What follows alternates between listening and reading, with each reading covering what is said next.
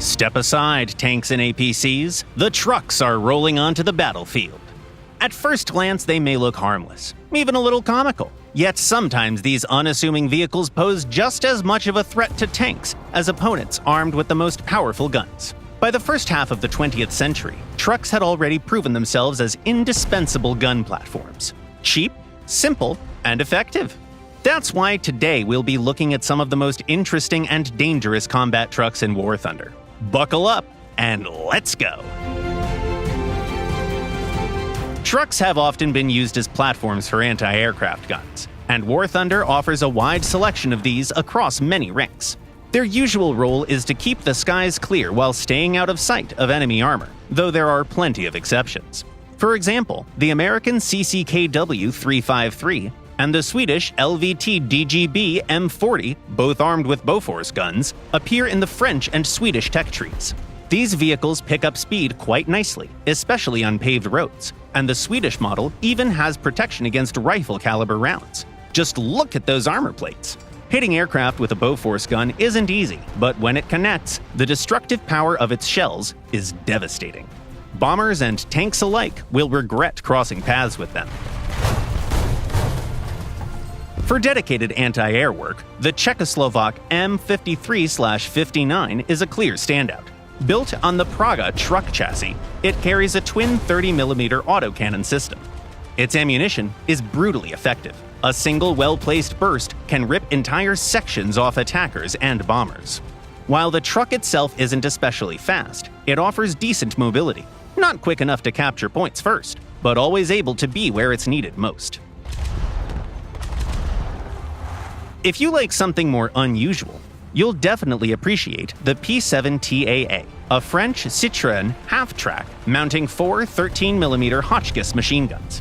Despite its vintage appearance, it quickly turns on the spot, and the quad MGs make short work of biplanes and early monoplanes. Even early tanks at the same rank will struggle to withstand a well-placed side burst. When it comes to true tank killers, though, nothing beats big-caliber guns. Some trucks carry weapons originally intended as anti-aircraft artillery. Yet in both history and War Thunder, they often found another role: blasting through armored targets. A classic example is the German SDKFZ-9 half-track, with its 88mm flak cannon. It lumbers over rough ground at a sluggish pace, but more than makes up for it with its firepower.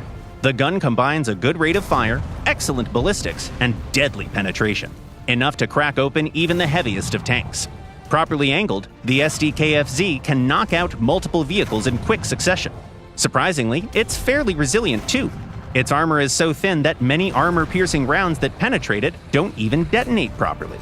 The only real danger is high explosive shells, which can obliterate it in an instant. The Soviet YAG-10, with its 29K anti-aircraft gun, takes a completely different approach. It's fast, well-armed, but completely unarmored. The crew sits fully exposed, vulnerable to rifle fire and shrapnel alike. Still, its gun's excellent firing angles and rapid fire potential allow the vehicle to function like a highly mobile sniper turret. The YAG-10 excels at flanking maneuvers and surprise attacks, especially if there aren't many enemy planes around to complicate things. Italy fields a similar design. The Breda 90/53 tank destroyer, mounting a 90mm cannon on a Breda 51 Coloniale army truck chassis. Like the YAG-10, it has strong firepower but no protection. Its one saving grace is its large crew, which sometimes keeps it in the fight longer than expected. If you're looking for something even more exotic, there's the Soviet BM-31 MLRS on a Studebaker chassis. The truck itself accelerates reasonably well, reaching speeds of up to 70 kilometers an hour. But the real draw here is, of course, the armament. Due to the way rockets are mounted on racks, accuracy is a challenge. Even stationary targets can be hard to hit. Yet when a salvo connects, it's simply glorious. Nearly 30 kilograms of TNT in each rocket means that very few enemies can survive the blast. The concept of mounting weapons on trucks hasn't grown outdated with time. The only major difference is that modern battle wagons are more often missile carriers than gun platforms. Take the Russian Pantsir S-1 on a Kamaz truck chassis. It's a hybrid missile and gun air defense system that is a near self-sufficient shield against enemy aircraft thanks to its powerful radar and fast long-range missiles. Of course, carrying that much equipment severely hampers the vehicle's mobility. The truck can barely move compared to lighter SPAAGs, and firing its autocannons can nearly tip it sideways. Still, when it comes to firepower, it has very few rivals. This truck is capable of shredding even a Leopard tank with a close-range autocannon burst to the side. At the same time, many modern truck-based SPAA systems can't engage ground targets at all.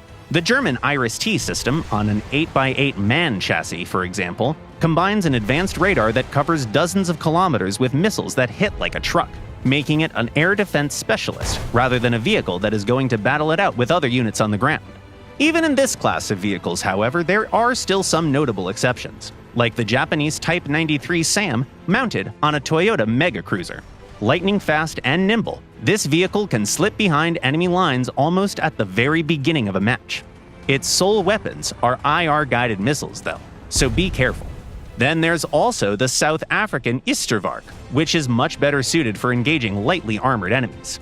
With its 20mm autocannon, this highly mobile vehicle is ideal for ambushes and lightning-quick strikes. In the hands of an experienced player, combat trucks can be truly fearsome weapons. They're not built for head-on fights with tanks, but they excel at seizing the initiative and forcing opponents into situations where they can't respond. Which of these trucks are your favorites? Let us know in the comments down below.